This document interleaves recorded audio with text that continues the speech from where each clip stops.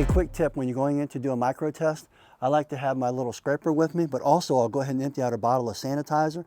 I'll put some tape on it and I'll mix up stripper 1 to 4. Let me show you how I do that micro test right now.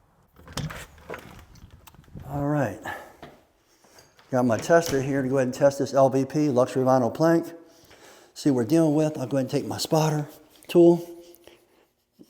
See if anything comes up. I don't see any type of topical in there, no wax, but just to make sure, I'll take a little hand sanitizer, empty it out, put some tape on it, mix up my stripper 1 to 4. I'll wait 1 to 5 minutes while I'm checking the rest of the house.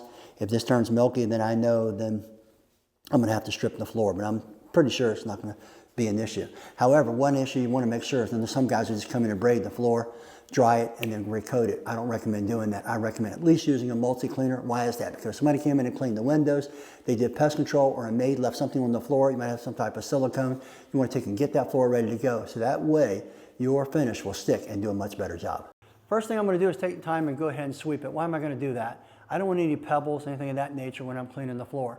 Some guys will just go ahead and maybe mop the floor. I'm going to take time and run the spinner. I don't have any problem running the spinner at around 800 PSI on this floor right here. That is the beauty of this floor, especially when it's sitting down on concrete. It's not going to be a problem. It's going to clean up a whole lot faster and a whole lot better. Okay, before we get started, let's go through the chemistry. I'm going to go through the whole process, but I want you to understand the chemistry. It's actually quite simple once you take a look at it. Notice here I got a stripper. That way, if you have any type of finishes when you did the micro test on the floor, you can go ahead and strip it right off there and take care of it. Then follow up with a multi-purpose cleaner. If there's no topicals on the floor, all you have to do is just use this. Then you have 2 different types of finishes. You have a 1-part and you have a 2-part. The 1-part we call a perfect sheen. The reason we say that is because it's just right already at 1 or 2 coats, but the more coats that you add, the brighter it gets. But just remember, when it comes to these type of floors, most clients prefer a matte or a satin finish. And if you put on a glossy finish, even at the customer's behest, you can get yourself in trouble because if they have pets, you're going to have a lot of scratches. You don't want that. Now, the 2-part is going to give you better protection because it is 100% urethane, but still, I don't recommend the gloss. The whole reason that people buy these floors is they want it to have that wood look, and they like that matte look. That's just a new look that's going on today. So, all you're going to do, if we move this to the side, and we move this to the side, all we're going to be doing is the multi-purpose cleaner. Then we're going to follow up with the perfect sheen, and we're going to go right on through the process. Well, speaking of the process, first thing we're going to do is sweep. The last thing we want on this floor right here is any type of pebbles or sand, especially when it's only about 4 blocks from the beach. I don't want any sand getting up under my spinner. I'm going to be using the spinner tool when I clean. All right, so let's get started.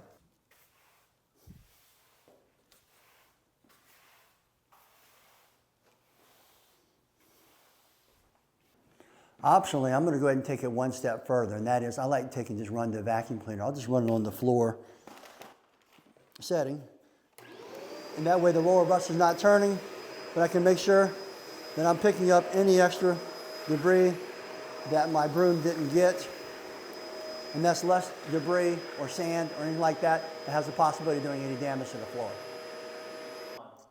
Okay, I've done swept the floor and I've done vacuumed it, so I'm confident now I can go ahead and lay down my multi-cleaner. Now with the multi-cleaner, remember the dilution ratio is, if it's not that soiled, you just go ahead and use 1 ounce per gallon. If it is heavily soiled, go ahead and use 3 to 4 ounces per gallon. I'm going to be using my multi-sprayer here. It's battery operated, and I've already checked the walls to make sure that it's not MDF. I'll just go ahead and put myself a nice coat down. I can be generous, because these floors, I wouldn't say they're waterproof, even though they say that. I would say they're more water resistant. So you just want to kind of put yourself just down a nice coat. And then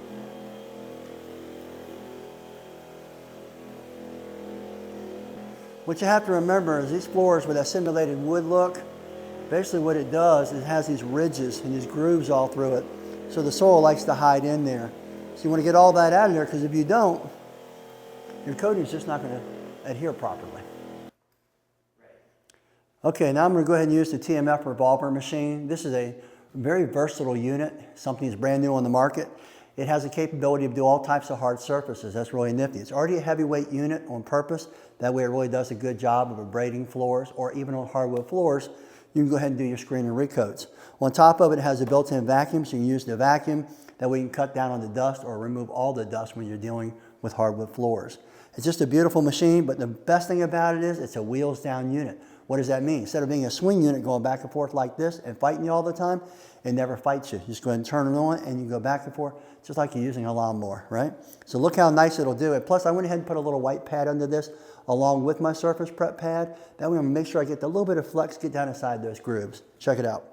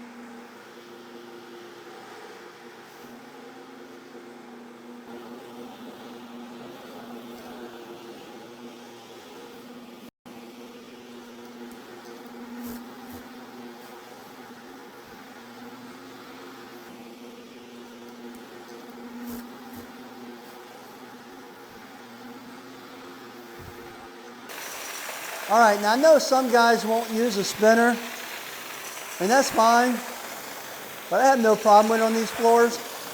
I know it's going to get it really clean and dry really fast. I'll have this floor dry in probably 15 minutes. Now don't forget, when you're working up around baseboards, you want to definitely make sure it's not MDF. I checked this out. It's not. But also, sometimes you can get some moisture up under the baseboards and you'll get some seepage. So you'll see I'll address that here in a couple of minutes when I run my microfiber mop over top of it. Kind of tack the floor a little bit. But the spinner does a great job of getting down inside those grooves, those little wedges, ledges, and just pulls it right out of there. And of course, I only run it at about 800 to 1,000 PSI. That's all you need. Okay, now I'm going to take the time and go ahead and microfiber mop the floor. This not only gets it nice and dry, and I also want to dress the edges really good. Like I said, I don't want any seepage coming out of the baseboards to fight with me. All right? This way, I make sure I got the floor completely clean and dry. I'll go one time with this. I'll run my air mover over it. I want to get as dry as possible and also clean as possible. Why is that? Because if you leave any hair, threads, debris, or anything like that on the floor, it's going to be stuck in your finish. And guess what? You're going to have to restrip it after that, and you're going to be hating life. So make sure you prep properly the first time so you don't have to do it a second time. Okay. Now I've done ran 2 microfiber mops over. I feel like it's completely dry. However, I'm not going to trust that because I can't tell what's in the grooves. I can't tell what might be seeping around the walls. So what am I going to do? I'm going to go ahead, close this place up, leave my air mover on, go get some lunch and be back in an hour, and we'll go ahead and recoat this bad boy. Okay, so I'm going to put the coating down. Now what I like to do is, to kind of keep it from splashing everywhere, is I'll put a little hole here at one side and then another hole towards the top. And what does that do? It just gives me a little breather, and then it doesn't come out too fast. This is with the heat cap. So I'm probably going to work from this window on over. Just like when you're cleaning carpets, you want to work in sections, probably go do 50 square feet at a time and work my way on out of here. You could maybe do 100 square feet if you want to, but I'll just keep it at 50. So I'll put this down, keep it at this 50 mark. Doesn't take a lot. Remember, this is just the first coat. Okay. I'll just work my way back, little by little. All right. Now I like to go with the grain. I think that's important. Then when I get to the edges, I'm going to go around the edges like that and make sure I get it. Some people use an edging tool, but for this floor, it's really not necessary. Okay, so I'm using that window as my point. Just keep on working back and forth. And I'll probably go right back over it one more time, just to even it out. Get the edges and everything. And that way I'll work my way out the door. I don't want to paint myself into a corner, do I? Okay, so now I'm going to go right along with it. Keeping that window as my focal point. Getting up to my edges nicely. I'm just getting that first coat Almost like you're cleaning carpets. Look at that. Back and forth. Oh yeah, and you do want to apply this with a flat mop like I'm doing. You don't want to roll this on. But it's already looking gorgeous. But look how simple it is. Piece of cake. And you also want to look for, make sure that the floor, if it's got any unlevel spots, make sure you cover those too. All right, let's add some more now. Put this cap in my pocket. Yeah. And now I'll use probably either this door frame. Yeah, I'll probably just use the next door frame here.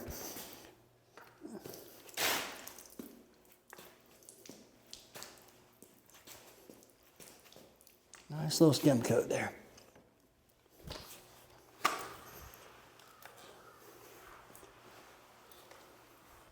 I'll use this little figure 8, and then I'm going to go right back over top of it and just even it out. Everybody's going to find their own routine, but for the most part, this works for me. It's already looking much better.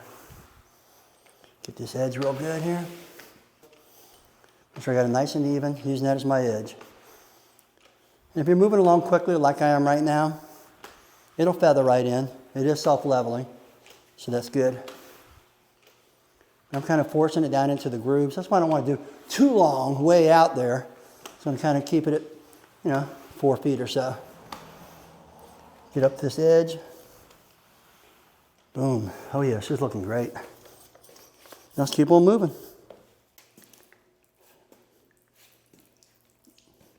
Around that 70s.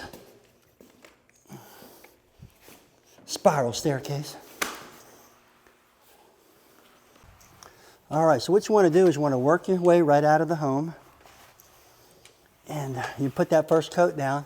Now the first coat does look a little shiny, but remember it's going to dry down over the next day or so. And what does that do? It brings it down to the perfect sheen. You don't want it too shiny, at least I don't recommend that. The more coats you build up, the more shinier to get. The problem with that is any imperfections in the floor will show up, and if they have pets and scratches and stuff like that later on, those will show up. So I highly recommend just 2 coats of this. It's perfect. The customer will be happy. And remember, a lot of customers these days don't want that shiny, glossy look. They want that, basically that matte look. They really like that look of it, okay? You can take a look inside here, you can see it really looks gorgeous so far though.